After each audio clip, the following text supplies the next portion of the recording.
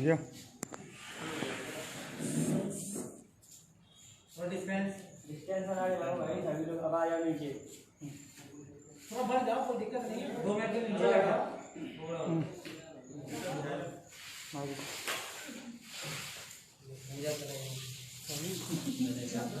अबे मोटर बिछा दो। बिछा के थोड़ा बचे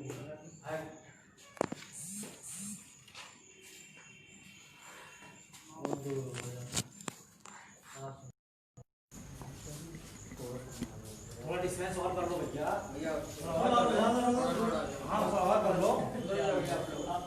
थोड़ा हट जाओ, थोड़ा सा हो जाओ, कोई दिक्कत नहीं। ठीक है, ये तो इधर सही है, उधर देखो जरा। तुम थोड़ा मुंह नहीं करो, थोड़ा इसको दो।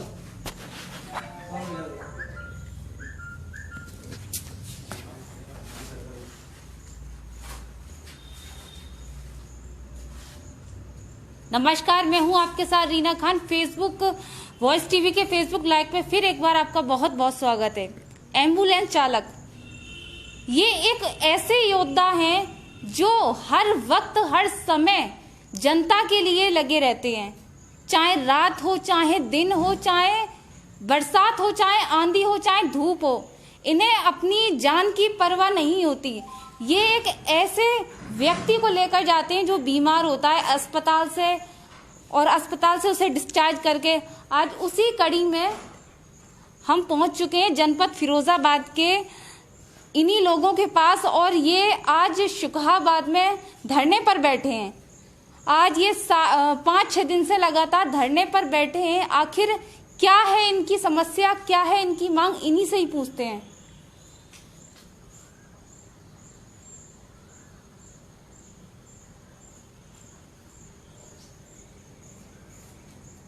जैसा कि आपने देखा होगा, कोरोना जिस वक्त कोरोना की बीमारी जिससे आज हमारा पूरा देश लड़ रहा है, आज हमारे देश में हर व्यक्ति भय और डर की स्थिति में, आज इन्हीं लोगों को उस स्थिति में कोरोना काल में योद्धा भी कहा गया। आखिर ये वो योद्धा हैं जिन्होंने उस ऐसी घड़ी में अपनी सेवा देने से पीछे नहीं हटे। इन्हें अपने घर परिवार तक की परवाह नहीं थी, और ये लोग जा रहे हैं, आ रहे हैं मरीजों को लेकर। आखिर क्यों, इनके वजह क्या रही, क्या कारण रहा जो ये लोग धरने पर बैठे हैं, भूख हड़ताल पर बैठे हैं, इन्हीं से पूछते हैं और जानते हैं। क्या नाम है आपका? मेरा नाम संजीव कुमार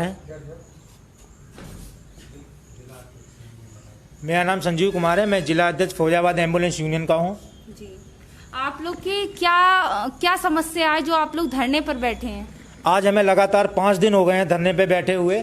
किसी तरफ से, लखनऊ से लेके कंपनी से लेके अधिकारियों तक किसी प्रकार की कोई सुनवाई नहीं हुई है। हम लोग लगातार 6-7 महीने से बहुत ज़्यादा परेशान चल रहे हैं। अभी कोरोना काल में रात दिन मेहनत की है, बिना कुछ खाए पिए हुए रात दिन मेहनत की है सभी लोगों ने।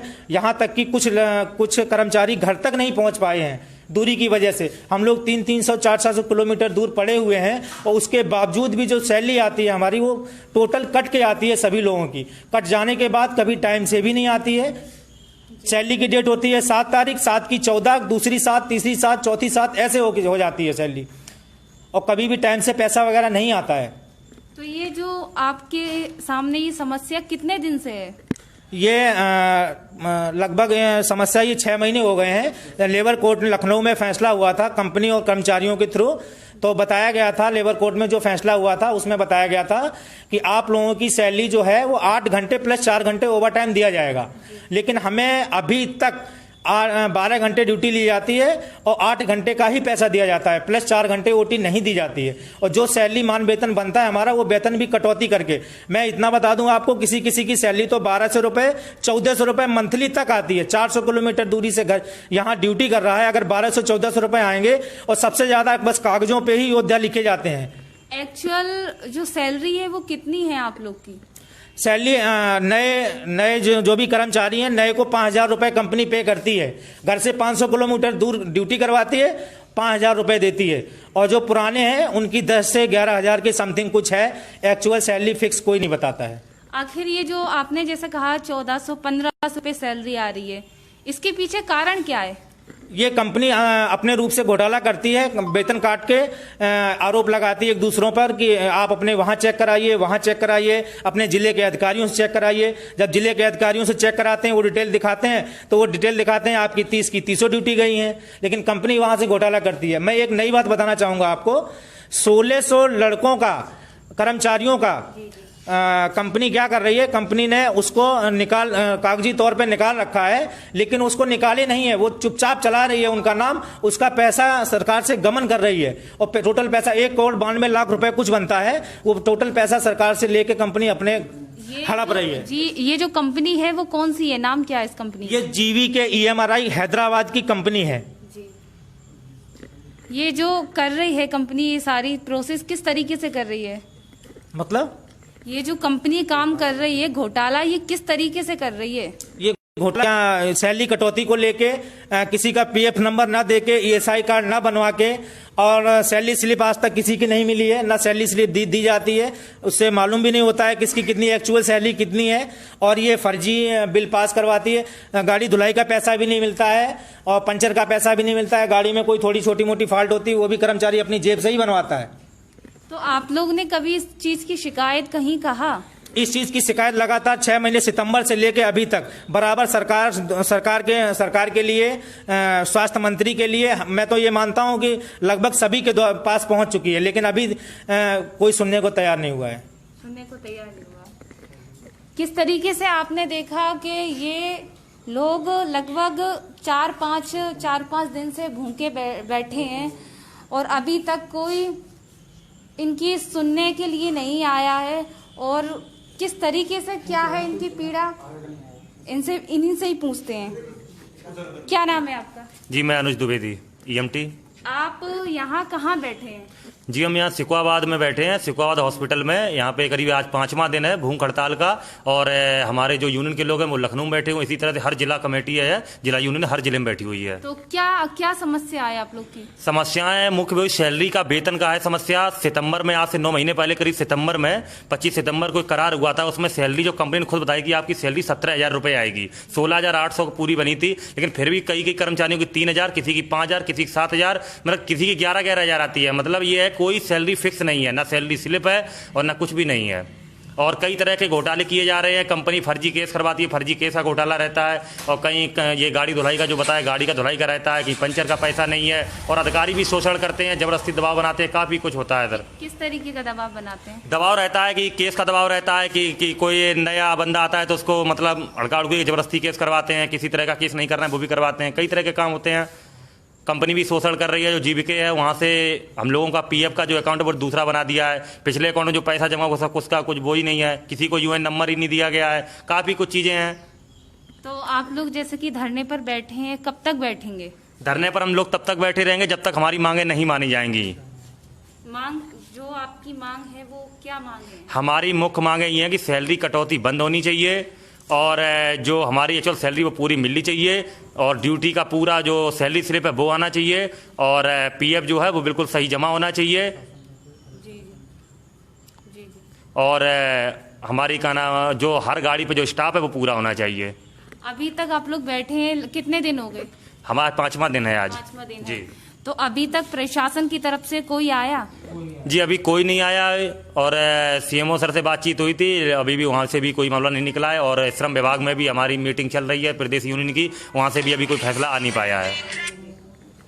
किस तरीके से आपने देखा कि ये जो एम्बुलेंस परिचालक थे इन्होंने बताया, और भी यहाँ पर बैठे हैं काफ़ी एम्बुलेंस परिचालक, इनसे पूछते हैं और जानते हैं। क्या नाम है आपका? मेरा नाम रघुराज है। मैं जिला फिरोजाबाद का जिला महामंत्री हूँ यूनियन का। थोड़ा भैया, जैसा कि आप लोग यहाँ बैठे हैं धरने पे, कितने दिन हो गए और क्यों बैठे हैं? हम लोगों को आज 5वां दिन है भूख हड़ताल पे हम लोग बैठे हुए हैं। कुछ भी नहीं खाया है हम लोगों ने, और सैलरी को लेके मुद्दा है और उसी के लिए हम लोग बैठे हुए हैं यहाँ पे। तो सैलरी वगैरह क्या है, पूरा मामला क्या है? सैलरी का यही है, बस यहाँ से तो अटेंडेंस हम लोगों की पूरी जाती है, वहाँ से कंपनी जो है पैसा काट के डालती है। किसी का तो 2,000 काटती है तो किसी का 3,000 काटती है। इस तरीके से हर बंदे का पैसा काटा जाता है। और हम लोगों को कौन सी कंपनी है? ये जीप के MRI है, हैदराबाद की कंपनी। जैसा कि आप लोग को इस कोरोना काल में कोरोना योद्धा की संज्ञा दी गई थी, तो फिर भी आप लोग के साथ इस तरीके से हो रहा है। हम लोगों ने कोरोना में बहुत कड़ी मेहनत की है, अपनी जान की परवाह ना की। हम लोग हमेशा कोरोना में सरकार के साथ में रहे हैं और हर मरीज को, पेशेंट को देखा है। और तब भी न तो सरकार हम लोगों की तरफ निगाह कर रही है और न ही तो जीप के तो घोटाला कर ही रही है, उसके बाद सरकार भी नहीं देख रही है कि ये लोग कितना कार्य कर रहे हैं। जबकि देखा जाए तो स्वास्थ्य विभाग का यदि हम लोग राइट हैंड है, सबसे ज़्यादा हम लोगों ने मेहनत की है कोरोना में। आप हमें बता सकते हैं कि घोटाला किस तरीके का हो रहा है? घोटाला यही हो रहा है, जैसे जो बंदे निकाले गए थे 1400 करीब लड़के जो बाहर हैं, उनका पैसा सरकार से लिया जाता है। और सरकार से जैसे 18-20 हज़ार सैलरी ली जाती है, लेकिन वो तो 1400 लड़कों की ले ही रही थी सैलरी। उसके बाद हम लोगों का भी वेतन काट काट के अपने पास जमा करती है, हम लोगों को पूरा पैसा नहीं दिया जाता। तो आप लोग कितनी दिनों तक और बैठेंगे यहाँ पर? हम लोग तब तक बैठेंगे जब तक हम लोगों की तरफ ध्यान नहीं दिया जाएगा और पूरी मांगे पूरी नहीं की जाएंगी। जो कोई आया अभी तक? अभी तक तो कोई नहीं आया हम लोगों के पास, कोई भी नहीं आया। हाँ। तो लगभग आप लोग 5-6 दिन से भूखे ही बैठे हैं? हाँ, हम लोग 5-6 दिन से भूखे बैठे हैं और किसी ने आगे सांत्वना भी नहीं दी आगे। सभी लोग? हाँ, सभी लोग। किस तरीके से हमने आपको दिखाया कि ये वो कोरोना योद्धा थे जो लॉकडाउन में और कोरोना काल में किस तरीके से भूखे प्यासे और बिना अपने परिवार की, खास बात यह कि बिना अपने परिवार की परवाह किए किस तरीके से ये लोग सेवा दे रहे थे, मरीजों को ला रहे थे, ले जा रहे थे। आखिर ऐसी क्या वजह हो गई, ऐसा क्या कारण हो गया जो ये लोग आज भूख हड़ताल पर बैठे हुए हैं और अभी तक कोई नहीं सुन रहा है? इन्हीं लोगों से बात करते हैं। क्या नाम है आपका? मेरा नाम अरविंद है। जैसे कि आप कितने दिन से भूख हड़ताल पर बैठे और कहाँ बैठे? मैम 5 दिन हो गए हैं। कहाँ? सुखाबाद हॉस्पिटल में। जी। तो क्या मामला है? मामला में यही है, सैलरी मुझे टाइम से नहीं मिल रही है। सैलरी आती है वो भी कट के आती है। कब से नहीं मिल रही है? हो गए 6 महीने हो गए लगभग। 6 महीने हो गए। कितनी सैलरी है आपकी? सैलरी मैम कट के आती, कन्फर्म तो है नहीं, कहीं 10,000 आ जाती, कहीं 3,000 आ जाती। तो अभी तक कोई सुनवाई कुछ कहा? जी अभी कोई सुनवाई नहीं है, कोई नहीं आया अभी यहाँ। आप लोग के मन में क्यों आया इस तरीके से अचानक कि हम लोग को धरने पे बैठना चाहिए और इससे हमारी सैलरी वगैरह आ सकती है? जी मैम धरने से इसलिए बैठे हैं कि हो सकता है सरकार सुने हमारी। अभी तक कोई जी नहीं, जी नहीं, कोई नहीं। तो ये कब से हो रहा है ये आप लोग के साथ? ये तो बहुत पहले से हो रहा है, लेकिन कट कट के आ रही थी, कभी ज्यादा आ जाती, कभी कम आ जाती थी। 6 महीने हुए तब से ज्यादा कट के आ रही है। तो आप लोग धरने पे क्यों बैठे हैं? धरने इसलिए बैठे, हो सकता है सरकार तक जाएं। और भी लोगों से पूछते हैं और जानते हैं कि आखिर धरने पर ये लोग बैठे क्यों हैं। भैया थोड़ा सा, क्या नाम है आपका? हमारा नाम ध्रुव यादव है। मैं सिकोहाबाद में कम से कम 5 दिन से कंटिन्यू लगातार यहाँ बैठा हूँ। सब लोग परेशान हैं भूख प्यास के चक्कर में, और तमाम समस्याएं ऐसी हैं कि हम लोगों की सैलरी कहीं किसी की 5,000 आ रही, किसी की 3,000 आ रही, किसी की 2,000 आ रही है। कई बार ये काम हुआ है लेकिन कोई सुनने को तैयार नहीं है। तो आप लोग कब से बैठे हो, कितने दिन हो गए? आज 5वां दिन है। हम लोग बराबर ऐसे सुबह से लेकर शाम तक बैठे रहते हैं, यहीं लेट जाते हैं। ना कोई पानी लाने वाला है, ना कोई खाने लाने वाला है। किसको सूचना, हर एक आदमी को सूचना दी गई लेकिन कोई ने अभी तक हम लोगों की सुनवाई नहीं की है। कोई नहीं आया? कोई नहीं आया है। तो क्या मामला क्या था ये पूरा? मामला यही है कि हम लोगों की सैलरी टाइम से नहीं आ रही है। हम लोग परेशान हैं। किसी की 2,000 आ रही है, 2,000 में कैसे परिवार चल सकता है बताइए। किसी के 2 बच्चे हैं, किसी के 4 बच्चे हैं, 2,000 रुपये में क्या हो सकता है। तो आप लोग को तो कोरोना काल में योद्धा कहा गया था, आप लोग के साथ इस तरीके से हो रहा है, ये क्या? कोरोना काल में मेरी गाड़ी सिकोहाबाद में शुरू से बराबर कोरोना में चल रही है। 3 महीने हो गए लगातार मैं बराबर कोरोना में कंटिन्यू काम कर रहा हूँ। हर तरीके से जितने टाइम रात में फ़ोन आया मैं रात में गया, दिन में फ़ोन आया दिन में गया, 24 घंटा बराबर भागता रहा हूँ। लेकिन सैलरी के टाइम ना किसी अधिकारी का फ़ोन आ रहा, ना किसी का फ़ोन आ रहा, कोई अपनी बात को कही नहीं रहा, ना कोई सुन रहा है। तो अब आप लोग क्या करेंगे, कब तक बैठे रहेंगे? हम लोग अपनी आस लगाए बैठे हैं, हो सकता है शायद कोई सुन ले, कहीं से कोई बात आ जाए तो हम कल्याण हो जाए हम सब लोग भाइयों का। चलिए ठीक है। किस तरीके से हमने आपको दिखाया कि ये कोरोना योद्धा जिन्हें उन कोरोना योद्धाओं को भी आज भूख हड़ताल पर धरने पर बैठना पड़ा, जिन्होंने देश के लिए, देश की जनता के लिए अपनी सेवा दी। आखिर अभी तक कोई भी इनकी सुनवाई करने नहीं आया, ये ऐसा बोल रहे हैं। और लोगों से हम जानते हैं अंदर जाके कि आखिर ये लोग धरने पर बैठे हैं, क्यों बैठे हैं, क्या है पूरा मामला और इनकी क्या मांगे हैं। आइए मेरे साथ। आप देख सकते हैं कि किस तरीके से ये वो गाड़ियां हैं, ये कोई आम गाड़ी नहीं है, ये 102, 108 जो हमेशा अपनी सेवाएं देती हैं हर मरीज को, चाहे कोई भी व्यक्ति बीमार हो या कैसे भी दुर्घटना हो, ये सबसे पहले पहुंचती हैं। आज ये किस तरीके से खड़ी हुई है सफेद हाथी की तरह, आप देख सकते हैं। आखिर और भी यहाँ जो चालक हैं इनसे पूछते हैं और जानते हैं कि क्या है पूरा इनका मामला, क्या है इनकी मांगे।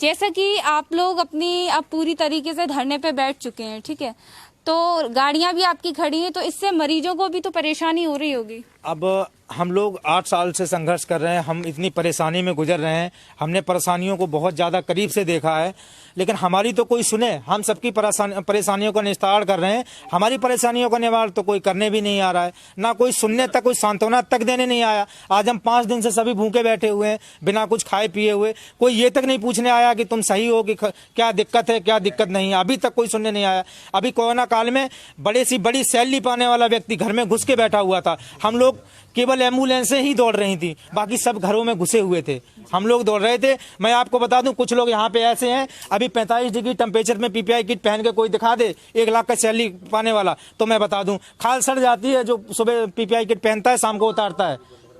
ठीक है, इतनी ज्यादा मेहनत करने के बाद 3-3, 4-4 दिन तक भूखे मेहनत की है यहाँ कर्मचारियों ने। यहाँ क्या, मैं तो मानता हूँ एम्बुलेंस हर कर्मचारी ने पूरे साथ सरकार के साथ कंधे से कंधा मिलाकर सबसे ज्यादा साथ दिया है सरकार का। लेकिन हमारी बहुत से ऐसे विभाग हैं जिनको दुगनी सैलरी मिल रही है, घर बैठे हुए हैं, घरों में एसियां चल रही हैं, घर में बैठे हुए हैं, उनकी सैलरी बराबर निरंतर आ रही है और हम लोग कार्य बराबर कर रहे हैं दिन रात। जबकि मुझे लग रहा है कोरोना काल में सबसे ज्यादा मेहनत और पड़ गई हम पे। तो हमें ज्यादा मत मिले, जितनी मिल रही थी उतनी तो मिलनी चाहिए, जितनी है उसमें भी काट पीट के। अब आप बताइए 1200, 1300, 1400, 2800, 3200 में क्या होता है। अभी लॉकडाउन में घर जाने के लिए इतना अवैध वसूली चल रही थी, लोगों ने 5-5 किलोमीटर के 500-500 रुपए ले रखे हैं। बिल्कुल सही बात है। जैसे कि आप लोग भूख हड़ताल पर बैठे हैं, तो कब तक बैठे रहेंगे? भूख हड़ताल पे भी बैठे हैं और आज तीसरा दिन है। 102 की सारी एम्बुलेंस बंद हो रही, ऑल यूपी बंद हैं। कब तक बैठे रहेंगे? ये 108 की गाड़ियां बंद नहीं हो रही हैं, इसलिए क्यों थोड़ा सा अभी समय खराब चल रहा है महामारी का, इसलिए बिल्कुल सरकार से हाथ नहीं पीछे खींचा है हमने। थोड़ी सी उम्मीदें हैं जो उनसे जोड़े रखे हुए हैं, लेकिन 102 की गाड़ियां पूर्णतः उत्तर प्रदेश में एम्बुलेंस की सारी बंद हैं और बंद ही रहेंगी जब तक मेरी कोई समस्या का निवारण सही ढंग से नहीं होगा। जैसे कि मरीजों की तो उसमें कोई गलती नहीं है, जो अगर मान के चलिए प्रेग्नेंट महिलाएं, वो किस तरीके से जाएंगी आप समझ सकते हैं। प्रेग्नेंट महिला के लिए 108 है, तब तक वो सुविधा दे रही है, ऐसी कोई बात नहीं है। और मैं ये मानता हूँ इमरजेंसी उनकी तब होती है जब वो प्रेगनेंसी के लिए, डिलीवरी के लिए जब घर से हॉस्पिटल आती हैं। हॉस्पिटल से घर जाने के लिए कोई इमरजेंसी नहीं होती है, वो अपने साधन से भी जा सकती है। आप लोग भूखे इतने दिन से बैठे हैं जैसे कि बताया, और अगर ज्यादा दिनों बैठेंगे दिन तो बीमार भी पड़ सकते हैं, तबीयत स्वास्थ्य। मैं ये मानता हूँ पूरे उत्तर प्रदेश में प्रदेश कमेटी हमारी, आज प्रदेश कमेटी को आज 7वां दिन है जो भूखे बैठी हुई है। वहाँ पे कोई सुनने, कंपनियों के आला अधिकारी हैं जो भ्रष्ट अधिकारी हैं, लक्ष्मी नारायण मूर्ति जी हैं, राजेश बागमागरे जी हैं, इन लोगों ने कंपनी पे बहुत ज्यादा शोषण कर रखा है। अच्छा, आप लोग ये बताइए कि आप लोग की मांगे क्या क्या हैं? मेरी मांगे हैं सैलरी कटौती को लेके, और श्रम लेबर कोर्ट में जो 25 सितंबर को फैसला हुआ था उसी बेस पे सैलरी देने को लेके, और कर्मचारियों का शोषण, जैसे कि थोड़ी बहुत गाड़ियों में कमी है, तो जब गाड़ियां कंपनी की हैं, कंपनी चलवा रही है, तो जब कोई चीज़ चलेगी तो उसका नुकसान भी होगा। उसके नुकसान की भरपाई कर्मचारी अपनी जेब से कैसे करवाए इतने कम सैलरी में? कर्मचारियों की भरपाई जो नुकसान होता है गाड़ी का, वो स्वयं अपनी कंपनी खुद बनवाए। जैसे कि बहुत सारे वो तो होते हैं, उसमें से स्टेटमेंट से लाइट है, गाड़ी का पंचर है ना, बहुत सारी चीज़ें होती हैं। किस तरीके से ये जो परिचालक हैं एम्बुलेंस के, आज इनके सामने एक ऐसी स्थिति आ गई है कि इन्हें मजबूरन देश के लिए जो सेवा करते थे, जनता के लिए जो सेवा करते थे, उसे रोकना पड़ा है और धरने पर बैठे हैं। क्या है इनका दर्द, क्या है इनकी पीड़ा, इन्हीं लोगों से पूछते हैं। आप लोग की क्या क्या मांग है मुख्य? मेरी मुख्य मांगे यही है कि जो सैलरी कटौती है सबसे पहले बंद होनी चाहिए। जो लोग 300 से 400-500 किलोमीटर दूर है, उनको 100 किलोमीटर के अंदर ड्यूटी दी जाए और उनके टाइम पे वेतन की एक डेट फिक्स होनी चाहिए, टाइम पे वेतन आना चाहिए। और जो शोषण हो रहा है, कंपनी शोषण कर रही है, मैं एक आपको वाकया बताना चाहता हूं कि अभी 1600 लोगों को कंपनी ने टर्मिनेशन किया है, 1600 लड़कों का।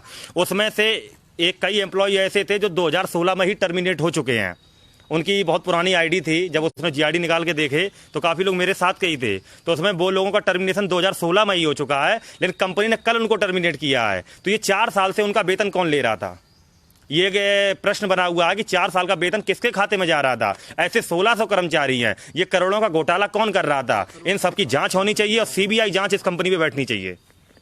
इस कंपनी का क्या नाम है और इसके बारे में आप क्या कहना चाहते हैं? मैं इसके बारे में यही कहूंगा, जीबीके EMRI कंपनी है, ये हैदराबाद की कंपनी है, लुटेरी कंपनी है। ये पूरी तरह से प्रदेश में लूटने का काम कर रही है। ऐसे लोगों पे सरकार को कड़ी से कड़ी कार्रवाई करनी चाहिए और इस एम्बुलेंस की ठेके प्रथा को बंद करना चाहिए। उसमें जो एम्प्लॉय काम कर रहे हैं उनको बराबर से अपने स्वास्थ्य विभाग में जोड़ के CMO के अधीन करके स्वास्थ्य विभाग को खुद गाड़ी चलानी चाहिए, क्योंकि ये ऐसी चीज है जैसे कोरोना जैसी महामारी में ये कैसे काम करिए, आप लोग भली बात परिचित होंगे इससे। रात में दिन में कोरोना का मरीज चाहे आता हो और बाद में उसे छोड़ने भी जाती है, चाहे कहीं का भी पूरी लिस्ट आ जाती है, तो ऐसे गाड़ी लेने जाती, कोई भी कुछ भी मना नहीं करता है। 102 की एम्बुलेंस फिलहाल सेवा बंद है, क्योंकि हम लोगों ने इसको चक्का जाम कर रखा है। 108 की इमरजेंसी सेवा दे रहे हैं, कोई भी केस आता है तो 108 की सेवा दी जाती है। आप लोग कितने दिन तक और बैठेंगे? जब तक हमारी मांगें नहीं मानी जाएंगी हम ऐसे ही बैठे रहेंगे, चाहे कुछ भी हो, नतीजा कुछ भी हो, हम लोग अपने हृदय हिलेंगे नहीं। तो इससे तो आप बीमार भी पड़ सकते हैं, स्वास्थ्य खराब हो जाएगा। अपना अगर ख्याल होता तो हम भूख हड़ताल पे बैठते ही क्यों? हमें अपनी परवाह ही नहीं है ना, क्योंकि अधिकारी हमारी, जब कंपनी हमारे बारे में सोच रही है, सरकार हमारे बारे में नहीं सोच रही है, कब तक नहीं सोचेगी? अपना हक ऐसे तो मिलेगा नहीं, अपना हक तो ऐसे ही लेना पड़ेगा। अभी तक कोई आया, कोई प्रशासनिक अधिकारी? कोई अधिकारी नहीं आया है। वो तब तक नहीं आएंगे जब तक हम लोग बिल्कुल बेहोश होने की नौबत नहीं आ जाएगी, क्योंकि सरकार तो सरकार के लोग तभी आते हैं जब बिल्कुल आदमी मरने पे आ जाता है। लेकिन ये आदमी ये नहीं देखता कि कोविड-19 जैसे रोग में इस समय कंपनी को, वो सरकार को, लोगों को गाड़ी की जरूरत है। अगर ऐसे में ही अगर प्रशासन अगर हम लोगों की खबर नहीं लेगा तो क्या होगा इसका? स्वास्थ्य महकमा भी चुप बैठा हुआ है, CMO सर ने भी अवगत नहीं कराया कि उनको अवगत कराएं, सभी को अवगत कराएं, जिससे कहना ये हड़ताल बंद हो और हमारी मांगे हैं जो मानी जाएं। आप लोग को ऐसा नहीं लग रहा कि आप ये जो हड़ताल पर बैठ गए हैं, गाड़ियां बंद कर दी हैं, इससे जो मरीज हैं उन पर कैसे क्या असर पड़ेगा? मरीजों पे असर की बात ऐसी रही मैम, 108 की गाड़ी हम लोग चला रहे हैं। 108 की गाड़ी की हम लोगों ने स्ट्राइक नहीं की है, 108 की गाड़ियां चल रही हैं, पेशेंट को लाएंगी, भर्ती करा देंगी। जो ड्रॉप बैक केस होता है 102 का, जो डिलीवरी छोड़ने जाती छुट्टी के बाद, तो वो तो अपने साधन से ही उनको जाना पड़ेगा, क्योंकि अभी उसकी सेवा नहीं देते। क्योंकि इमरजेंसी जितने भी केस हैं, कितने भी समय आता है, उसके लिए गाड़ी हमेशा तैयार रहेगी। किस तरीके से ये सभी कोरोना योद्धा, जो आज इनका हमने दर्द जाना कि किस तरीके से ये भूख हड़ताल पर बैठ चुके हैं, इन्हें अपने स्वास्थ्य से परवाह नहीं है, इन्हें अपने आपसे इन्हें ये नहीं दिख रहा है कि आखिर हम कोरोना काल में किस तरीके से योद्धा बने थे और आज पूरी तरीके से ये मजबूर हो चुके हैं धरने पे बैठने के लिए। ये वो गाड़ियां हैं जो हमेशा तत्पर खड़ी रहती थी अपनी सेवा के लिए, और आज ये गाड़ियां आप देख सकते हैं कि सारी के सारी खड़ी हुई हैं, एक भी गाड़ी रोड पर नहीं चल रही है। ये सभी एम्बुलेंस चालक जो हैं उन्होंने पूरी तरीके से इन गाड़ियों को मना कर दिया है। ये गाड़ियां नहीं चलाएंगे, इनकी जब तक मांगे पूरी नहीं होंगी तब तक ये इन गाड़ियों को नहीं चलाएंगे, तब तक ये अपनी सेवा नहीं देंगे। और भी कुछ परिचालक हैं हमारे साथ, एम्बुलेंस परिचालक, उनसे और बात करते हैं और जानते हैं कि आखिर क्या है इनकी पीड़ा, क्या है इनका दर्द। क्या नाम है आपका? मेरा नाम सुरजीत सिंह एमटी। आप यहाँ धरने पर बैठे हैं, कितने दिन से बैठे हैं और कहाँ बैठे हैं? आज लगातार 5 दिन हो गए यहीं CSC सिखवाबाद में हम लोग बैठे हैं। ना कोई हमारी सुनने वाला है, ना कोई कहने वाला है। आज दिन तक हमारा वेतन पूरा नहीं आया। जब भी आता है तो 3000 5000 कट के ही आता है। कभी कभी तो हमारी सैलरी सिर्फ 2700-1400 रुपये आती है। बताइए, हम 100-200 किलोमीटर दूर से यहाँ ड्यूटी कर रहे हैं, कैसे हमारा घर चलेगा? घर वाले पूछते हैं बेटा पैसा आया या नहीं आया, तो हम कह देते हैं सैलरी कट गई है, आई नहीं है। तो यही हो रहा है हमारे साथ। इसीलिए हम लोग धरने पर बैठे हैं, शायद सरकार हमारी गुहार सुन ले। और हमारे सभी साथी हमारे सहयोग में बैठे हैं। सभी लोग बहुत ही मुश्किलों का सामना करना पड़ रहा है। और यहाँ पर 3-3.5 महीनों से हम कोरोना योद्धा बनकर, खास करके हमारी ड्यूटी कोरोना में लगी हुई है और उसमें भी कोई सुनवाई नहीं। कोई आपकी सुनने आया? नहीं, अभी तक हमारा प्रशासनिक अधिकारी कोई सुनने के लिए नहीं आया। कोई नहीं आया। कब तक बैठेंगे आप लोग? हम लोग अनिश्चितकालीन हड़ताल करेंगे, जब तक बैठे रहेंगे। चाहे हमारे भाई साथी कोई तो बेहोश हो जाता, कोई कुछ भी हो जाता, बैठे रहते हैं, लेकिन हम लोग बैठे रहेंगे, संघर्ष करेंगे। संघर्ष हमारा जारी रहेगा। अनिश्चितकालीन हड़ताल है ये। आप लोग को ये नहीं लग रहा कि मरीजों पर इससे ज्यादा असर पड़ेगा? मरीजों पर मैडम असर पड़ेगा, लेकिन हम लोगों को भी तो देखना चाहिए। 300-400 किलोमीटर के दूर हमारे भाई साथी हैं, वो पड़े हैं, लेकिन उन पर ये असर क्या होगा आप बताइए? सभी लोग बाहर से आए हैं? हाँ, हम सभी लोग, कोई यहाँ फिरोजाबाद डिस्ट्रिक्ट का नहीं है, कोई भी, सब बाहर के ही हैं। किस तरीके से आपने देखा, अपने शहर को छोड़कर ये लोग दूर दूर से यहाँ आए हैं और जनता को सेवा दे रहे हैं। किस तरीके से सबसे आगे ये वो गाड़ियां हैं जो सबसे आगे दौड़ती हैं रोड पर। आपने देखा होगा 102, 108, अगर कोई व्यक्ति दुर्घटना होती है, कहीं घटना होती है, तो ये वो गाड़ियां हैं जो सबसे पहले जाकर उस गंभीर मरीज को अस्पताल तक पहुंचाती हैं। आखिर आज इनके सामने ऐसी क्या प्रॉब्लम आ गई, ऐसी क्या समस्या आ गई कि आज ये सभी एम्बुलेंस चालक खड़े हो गए हैं, धरने पे बैठ गए हैं और गाड़ियों को खड़ा कर दिया है। हमने आपको दिखाया इन्हीं का दर्द, इन्हीं से बात की और इन्हीं से पूछा। इसलिए अभी मैं आपसे विदा लेती हूँ, फिर मिलूंगी ऐसी और खबरों के साथ। कैमरामैन विपिन राठौर के साथ मैं रीना खान, वॉइस टीवी, फिरोजाबाद।